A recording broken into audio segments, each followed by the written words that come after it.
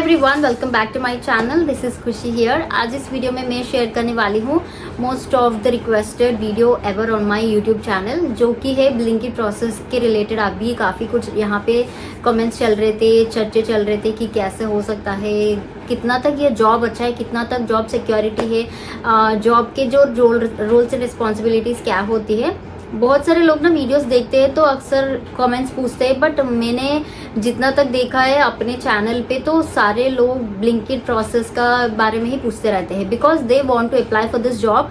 तो इसलिए वो पूछते हैं कि कैसा होता है प्रोसेस। इवन तो मैं बहुत सारे वीडियोस बनाई थी, बट अभी का जो वो मैं लास्ट ईयर बना चुकी हूँ। अभी का तो कुछ ऐसे टर्म्स एंड कंडीशंस, कंपनी के कुछ रूल्स पॉलिसीज भी चेंज होते ही रहते हैं अक्सर। तो मैं सोची थी थोड़ा सा वीडियो बना लेते हैं, सो दैट अगर आप अप्लाई करना चाहते हैं, जॉब करना चाहते हैं for quite good of 6 months के लिए, 1 ईयर के लिए, कुछ लोग ऐसे भी सोचते हैं बहुत टाइम के लिए जॉब करना चाहते हैं, कम्प्लीटली वर्क फ्रॉम होम। ठीक है, तो उन लोग के लिए कितना तक परफेक्ट है, कितना तक ये लोग यहाँ पे ट्रस्ट करके कर सकते हैं, इसमें अच्छा भी है बुरा भी है, वो पूरा इस वीडियो में बताती हूँ गाइस। मेक श्योर कर वीडियो को पूरा तक जरूर देखना। हाँ, बहुत बड़ा वीडियो होने वाला है, ठीक है, बिकॉज इतने सारे मैं क्लब करके एक ही वीडियो में बना रही हूँ, तो थोड़ा सा आपको भी टाइम स्पेयर करके वीडियो पूरा देखिएगा। कुछ डाउट होता है तो let me know in the comment section as well. तो गाइस, ये ब्लिंकिट प्रोसेस क्या होती है, पहले सिर्फ एक ही होती थी, नॉर्मल ब्लेंडेड राउंड होती थी, ब्लेंडेड प्रोसेस होती थी। अभी का तो इस पे कैटेगरी अलग हो चुका है। कस्टमर सपोर्ट एक हो गया है, राइडर सपोर्ट एक हो गया है, बिकॉज राइडर सपोर्ट की साइड से कुछ क्वेरीज आते तो वहाँ पे कोई भी अवेलेबल नहीं था। तो उन लोगों ने क्या किया था, ब्लिंकिट में ही अब राइडर सपोर्ट अलग का एक चैनल हो गया था, कस्टमर सपोर्ट का एक अलग चैनल। ठीक है, but the process is like you have to, दो भी अलग अलग है, लेकिन यहाँ पे आपको कस्टमर से, राइडर से, स्टोर मैनेजर से, कस्टमर से, राइडर से, स्टोर मैनेजर, तीन के साथ भी आपको कांटेक्ट करके ही कस्टमर को जो क्वेरी के साथ वो आते हैं ना, उसका रेजोल्यूशन शेयर करनी होती है। Whatever the process, if you are get hired in the rider support as well, तो आपको यहाँ पे राइडर से भी कांटेक्ट करनी है, कस्टमर से भी कांटेक्ट करनी है, स्टोर मैनेजर से भी कांटेक्ट करनी है। ठीक है, even if you are hired for the customer support, you have to do the same, vice versa, 3 भी करनी होती है। ठीक है, ऐसा नहीं है कि कस्टमर होता है तो सिर्फ कस्टमर से आपको बात करनी है, नो, यहाँ पे ना एक 1:3 का रेशियो है। ठीक है, the process is same, chat लेनी होती है, कॉल्स करनी होती है, इवन दो। ठीक है, तो ये कैसे स्टार्ट होती है, क्या होती है जॉब, तो कम्प्लीटली ये चैट प्रोसेस है गाइज। इनका मेन मोटिव है कि चैट, ठीक है, चैट पे आपको अच्छा बोलना आना चाहिए, ग्रामेटिकल मिस्टेक्स नहीं होना चाहिए, कस्टमर के साथ अच्छा सा बात करनी चाहिए, एब्यूजिव लैंग्वेज हो एंड कंपनी के पॉलिसीज़ को बताते हुए बात करना हो, नहीं करना चाहिए। बहुत ही ध्यान समझ के कुछ वहाँ पे रिस्पॉन्सेस होते हैं ना, ऑलरेडी कंपनी के कुछ रिस्पॉन्सेस होते हैं, डैशबोर्ड में आपको पूरा दिखाते हैं, उसके अकॉर्डिंग आपको कस्टमर के साथ वहाँ पे बात करनी है। जो रूल्स है वो उसके अकॉर्डिंग आपको चलना है। ठीक है, अगर कुछ कस्टमर मान लो कुछ इश्यू के साथ आया हुआ है, वो चाहता है कि मैं ऐसे प्रोडक्ट बाय कर चुका हूँ ब्लिंकिट में, वो काम नहीं कर रहे, मुझे रिफंड चाहिए, मेरा पैसा मुझे दे दो, तो वहाँ पे अगर वो एलिजिबल नहीं है तो आप पैसे नहीं दे सकते, राइट। तो ऐसे आपको वाइस वर्सा काम करनी होती है। उसका रीडिलीवरी होता है तो रीडिलीवरी क्रिएट करनी होती है, उसका रिफंड होता है तो रिफंड देनी होती है, but you need to just think before doing that, क्योंकि ऐसे मिस्टेक्स से ही आपको निकाला जाता है। सिंपली आप काम वहाँ पे चाहो तो ये परमानेंट कितने भी दिन आप चाहे तो कर सकते हो, सालों भर तक कर सकते हो, लेकिन जब तक आपका एक गलती पकड़ा जाता है ना, वहाँ से डायरेक्टली टर्मिनेट किया जाता है, आपको फिर से ब्लिंकिट में कहीं पे भी काम नहीं मिलेगा। This is the actual fact, Blinkit का सारे एम्प्लॉयज़ के साथ हो रहा है अभी राइट नाउ। ठीक है, तो ये हो गया है। And the second one is like everyday इसका जो पॉलिसीज, जो रूल्स चेंज होता ही रहता है, एक पे टिक नहीं होता है गाइस, ये टिकता नहीं है। Everyday they gonna change each and everything. ठीक है, तो रूल्स के हिसाब से हमको कस्टमर के साथ माइंड में रख के पूरा करना होता है। The second one is like अगर आप जॉब पे आप फ्रेशर हो, ठीक है, कुछ भी आपको एक्सपीरियंस नहीं है, ट्रेनिंग में सिखाया जाता है, you need to just log in on time, log out on time. पूरा लॉग इन लॉग आउट का तो टाइम कैलकुलेट किया जाता है, उस पर भी अगर आप इरेगुलर होते हो तो भी निकाला जाते हो।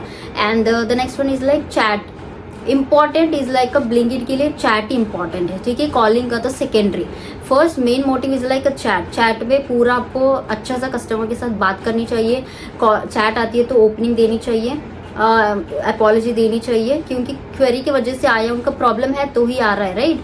तो इसीलिए उनको अपॉलॉजी देना पड़ेगा, एश्योरेंस देना पड़ेगा कि हम यहाँ पे है, we are here to help you, so please do not worry, I am just trying to solve out your query, ठीक है। तो इस टाइप में आपको रिस्पॉन्सेस उनके साथ शेयर करनी चाहिए। एंड उसके साथ जाके कस्टमर का कुछ क्वेरी होता है वो सॉर्ट आउट करके लास्ट में फिर से क्लोजिंग सर्वे होती है ना, रेटिंग का, रेटिंग क्लोजिंग, दैट्स इट, ठीक है। तो ये होती है फॉर्मेट, ये फॉर्मेट में पूरा आपको जाना चाहिए। एंड इसके साथ ही साथ रिस्पॉन्सेस के मैं बताती हूँ, कस्टमर ने मैसेज किया था, आपने मैसेज किया था, कस्टमर ने मैसेज किया था, आपके पास कुछ बोलने के लिए आप चेक कर रहे हो, वहाँ पे मैसेज का रिप्लाई नहीं दे रहे हो, 2 मिनट हो गया, 3 मिनट हो गया, 4 मिनट हो गया, 5 मिनट हो गया, नहीं गाइज, ये बहुत ही बड़ी एस्केलेशन आ जाती है आपके ऊपर, ठीक है। तो यहाँ पे आपको ऐसा गैप नहीं देना चाहिए, 1 मिनट के अंदर आपको रिस्पॉन्सेस शेयर करती होना चाहिए। कस्टमर अगर वहाँ पे अवेलेबल पे नहीं था तो एक बार कॉल करनी चाहिए कस्टमर को, ठीक है। कॉल पे भी रिस्पॉन्स नहीं है तो आप वहाँ पे चैट को क्लोज कर सकते हो, ठीक है। That's the procedure of the chat, वैसे आपको फॉलो करनी चाहिए।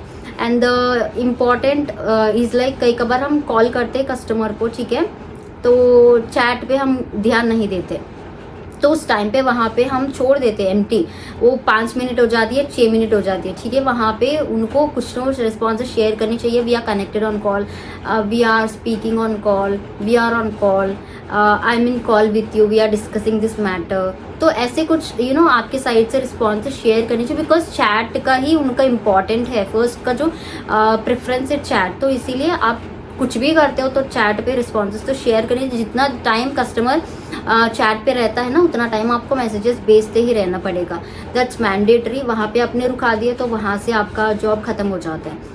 तो कस्टमर को कॉल करनी चाहिए, कस्टमर के साथ कुछ इश्यू है तो, ठीक है। राइडर के साथ कुछ इश्यू है तो फिर से राइडर को कॉल करनी है, फिर से वही बात कस्टमर को बोलिए। अगर राइडर भी अवेलेबल नहीं है तो स्टोर टीम को कॉल करनी चाहिए, स्टोर टीम भी अवेलेबल नहीं है तो आप जो भी पॉलिसीज के अकॉर्डिंग कस्टमर को कुछ वहाँ पे रेजोल्यूशन देके जो चैट को क्लोज कर सकते हो, कुछ इस टाइप में होती है गाइस, ठीक है। इसके अंदर अब क्या है, कुछ ऐसे वर्ड्स होते हैं कस्टमर के साथ हम यूज़ नहीं करना चाहिए, ऐसे करते तो भी जॉब से निकाला जाता है। वैसे तो ये जॉब बहुत इजी है, अगर आपको पूरा समझ आ जाता है तो आप इजीली अच्छे से कर सकते हो, ठीक है। Because it's a chat process कि हर कस्टमर को यहाँ पे कॉल करने की ज़रूरत नहीं है, बिकॉज कस्टमर चैट रेस कर रहा है तो वहाँ पे होगा, ऑब्वियसली चैट करता है, राइट। इसलिए यहाँ पे मैक्सिमम होती है कि चैट में ही पूरा सॉल्व करने का ट्राई करते हैं। कई कबार ऐसे कस्टमर अगर अवेलेबल नहीं होता है तो उस टाइम पे हम कॉल कर लेते हैं, this is the whole process of chat. अगर ये कस्टमर सपोर्ट होता है तो आपको कस्टमर्स का तरफ बहुत ज़्यादा सोचना पड़ेगा, उनके साइड ही फेवर देना पड़ेगा। रही बात अगर आपको राइडर सपोर्ट के साइड से आपको यू नो हायर किया जा रहा है तो you need to just be good with the rider, क्योंकि राइडर के आपको हायर किया गया है राइडर सपोर्ट के लिए, ठीक है, कस्टमर सपोर्ट के लिए नहीं। तो राइडर सपोर्ट का अलग होता है चैनल, कस्टमर सपोर्ट का अलग होता है। कस्टमर सपोर्ट का रीच खोते हैं तो आपको यही डायरेक्ट करना है कि कुछ ऑप्शंस आपके पास अवेलेबल नहीं होते, ठीक है, तो वो सिर्फ कस्टमर सपोर्ट ही कर सकते हैं, कस्टमर का हेल्प। तो उस टाइम पे आपको राउट करना है वहाँ पे कि ऐसे ऐसे ये राइडर सपोर्ट है, हम चाहे तो आपको कस्टमर सपोर्ट पे आप चाहे तो उनको रीच आउट करिएगा, उनको आप जो भी आपका क्वेरी है ना वो डेफिनेटली सॉर्ट आउट कर देंगे, हेल्प कर देंगे, ठीक है। तो कुछ इस टाइप में अलग अलग चैनल्स बना चुके हैं guys to make the process better. Customer support का कुछ क्वेरीज होता है तो वो, राइडर सपोर्ट का कुछ क्वेरीज होता है तो वो इजीली सॉर्ट आउट कर पाए यहाँ पे। तो this is the whole process which runs like this. Process दो का अलग अलग, लेकिन सैलरी तो एक ही है, 16,000 ही मिलता है आपको। इसके अंदर ना ही PF, ना ही ESA, ना ही मेडिकल इंश्योरेंसेस ऐसे कंबाइंड होता है गाइस, ठीक है। 16,000 इन हैंड आपको आ जाता है। ओनली यहाँ पे कट होती है क्या है कि टैक्स डिडक्शन होती है, बस TDS एक ही कट होता है, वो भी 16,000 के लिए मैं बता देती हूँ। 250 रुपीज़ यहाँ पे कट होता है, ठीक है। एवरी मंथ कट होने के बाद आपका बैंक में क्रेडिट हो जाता है। यहाँ पे ब्लिंकिट प्रोसेस में सैलरी का एवरी मंथ 10th को मिलता है गाइस।